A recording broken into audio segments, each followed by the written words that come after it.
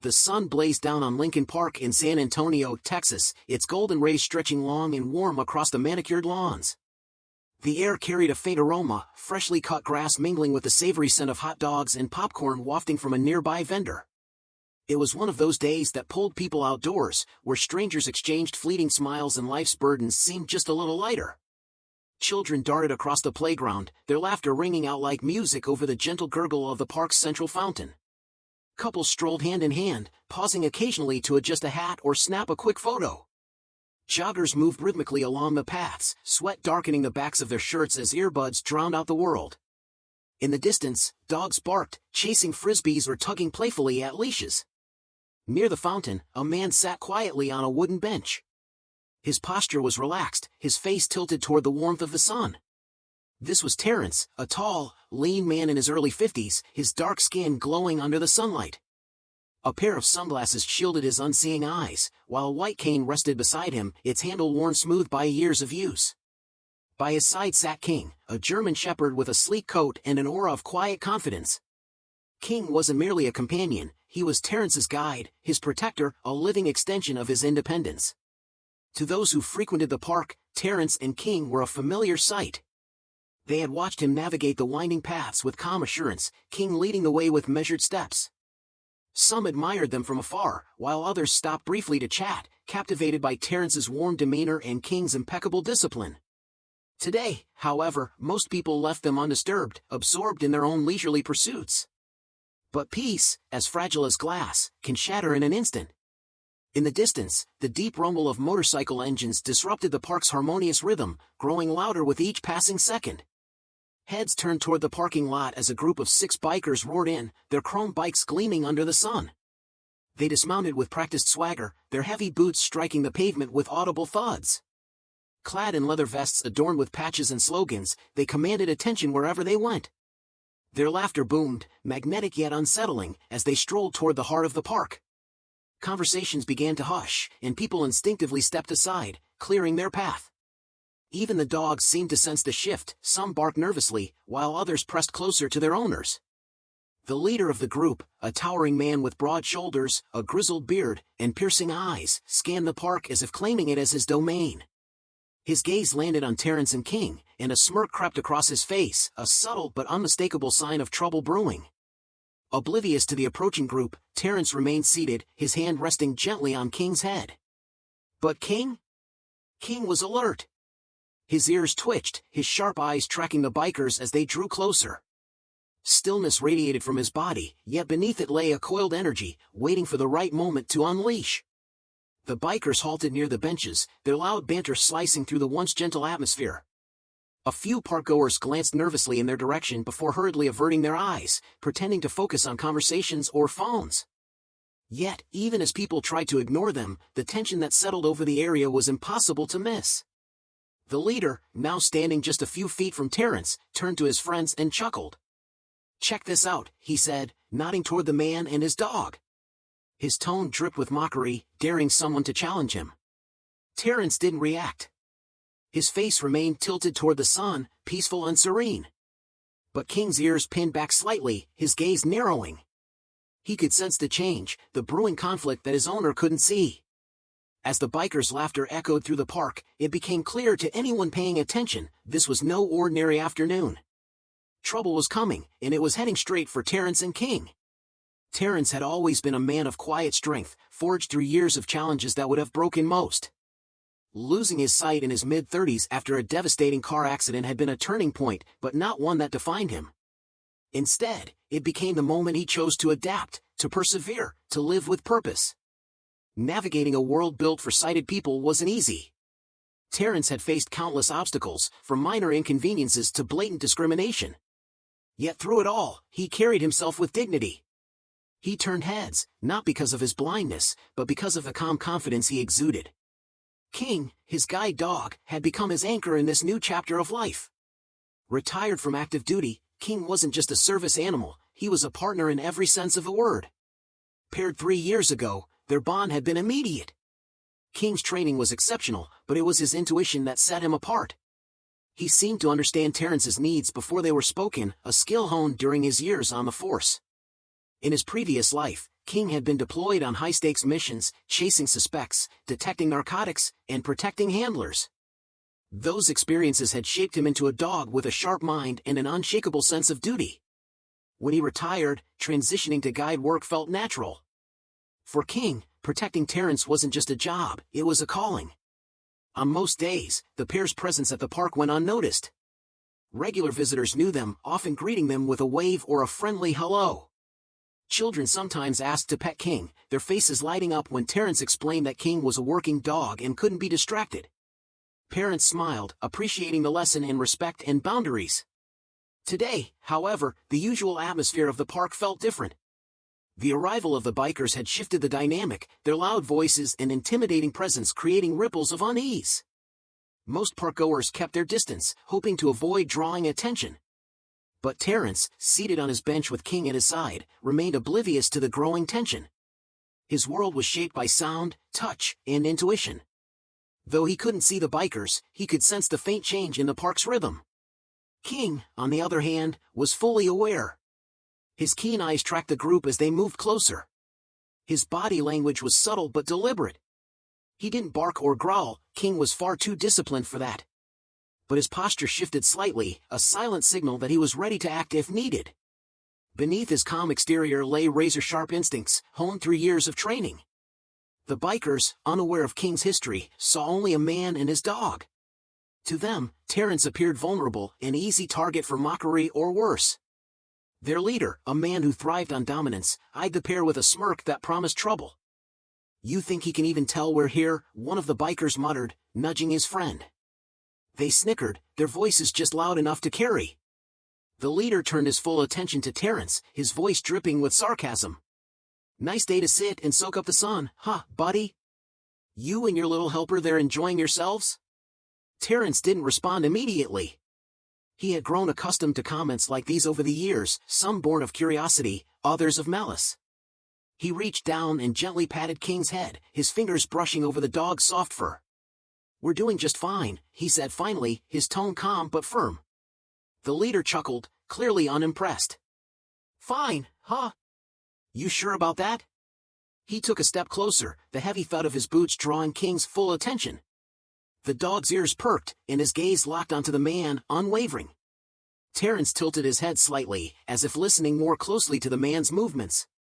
He couldn't see the threat, but he could feel it creeping closer. King's subtle shift in posture told him all he needed to know. But what neither the bikers nor the onlookers realized was that King wasn't just any dog. He was about to prove that even in retirement, his training and loyalty were sharper than ever. The leader, Tony, took another step forward, his shadow now looming over Terrence and King. His boots scuffed against the gravel, a deliberate sound meant to draw attention. The other bikers hung back, chuckling amongst themselves, their laughter an unsettling backdrop to what was unfolding. Tony thrived on an audience, feeding off the energy. King's eyes followed every movement, his body remaining still but charged with quiet intensity. He didn't bark or growl, his training was far beyond that. Instead, he watched, calculating the distance, the angles, the possible threats. To anyone who understood dogs, it was clear that King wasn't afraid. He was waiting. Tony smirked, glancing at his friends before turning his attention back to Terrence. "You know, I've seen a lot of tough dogs in my time," he said, his voice laced with mockery. "But this one here doesn't look so tough to me." Terrence, still seated, tilted his head slightly toward Tony. His expression remained calm, almost serene, as if he hadn't registered the hostility in the man's tone. Inside, however, he was listening carefully, piecing together the situation. He didn't need to see Tony to understand the kind of man he was, the kind who picked fights to feel bigger, who mistook kindness for weakness. King shifted slightly, his body angling between Tony and Terrence. The movement was subtle but spoke volumes. He wasn't just a guide dog in this moment, he was a protector, ready to defend his partner if the situation escalated.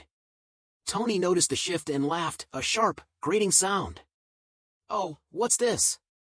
You think you're gonna scare me, dog?"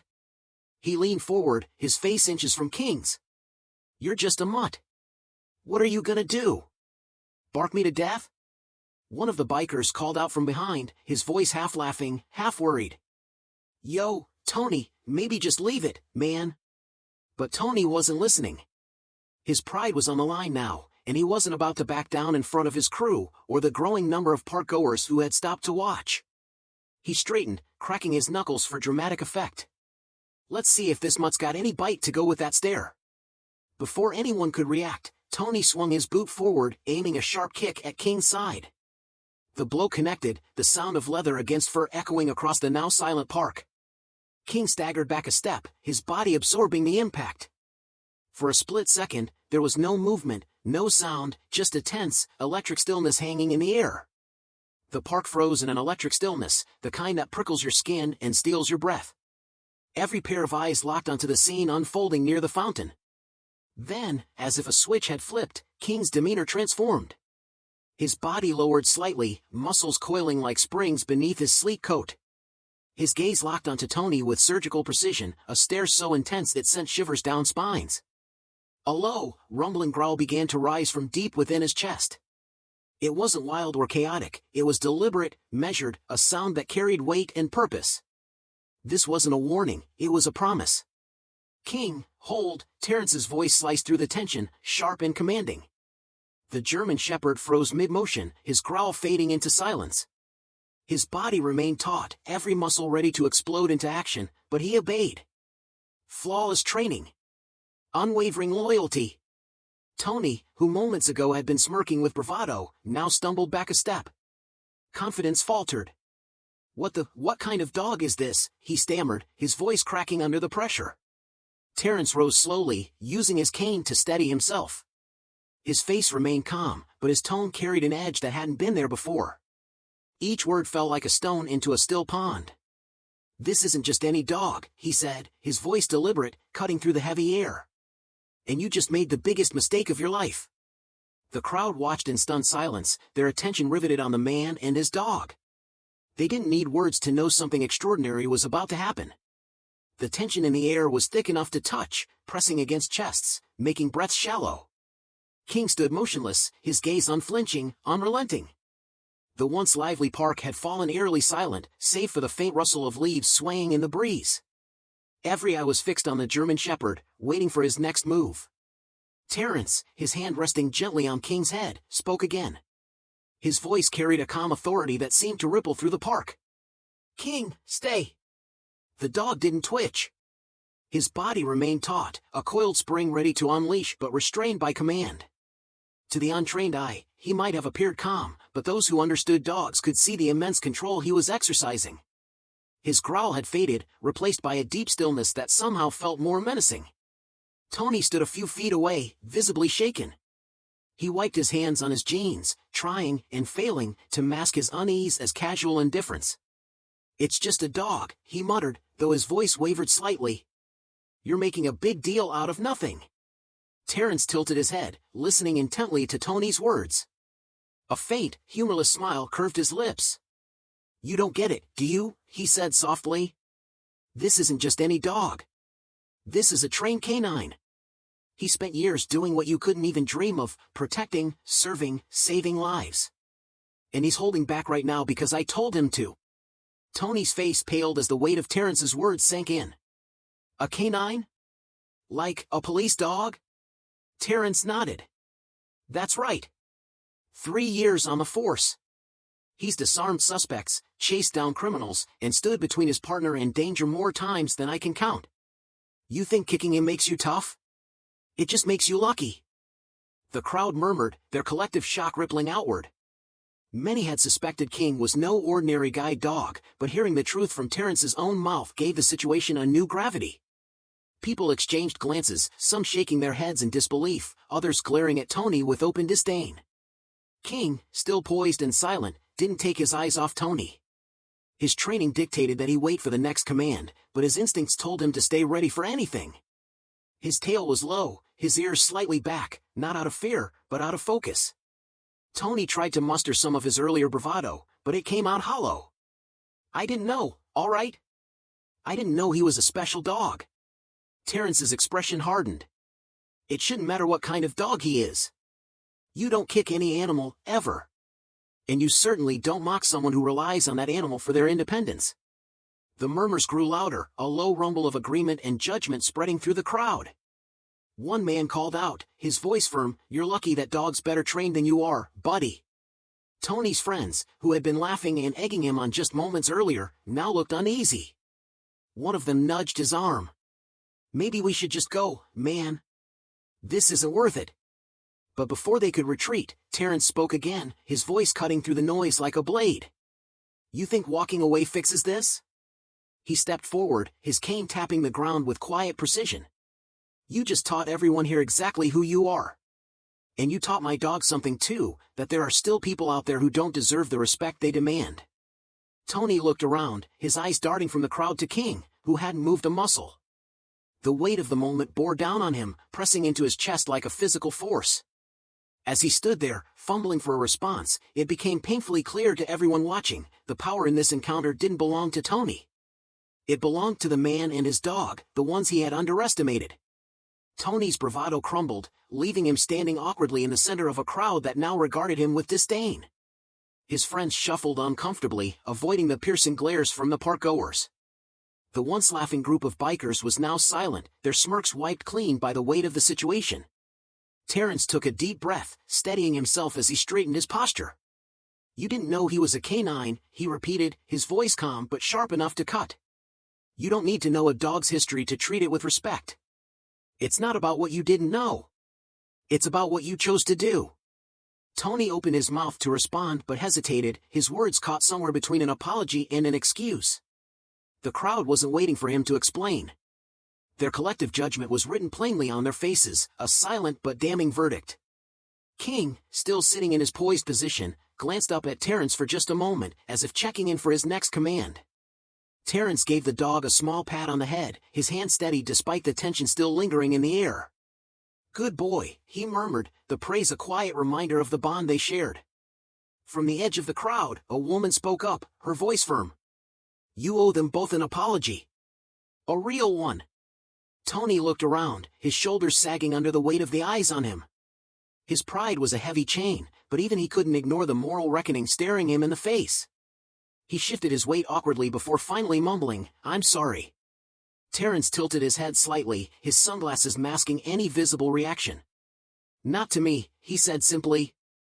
"To him." Tony's face flushed, his discomfort evident.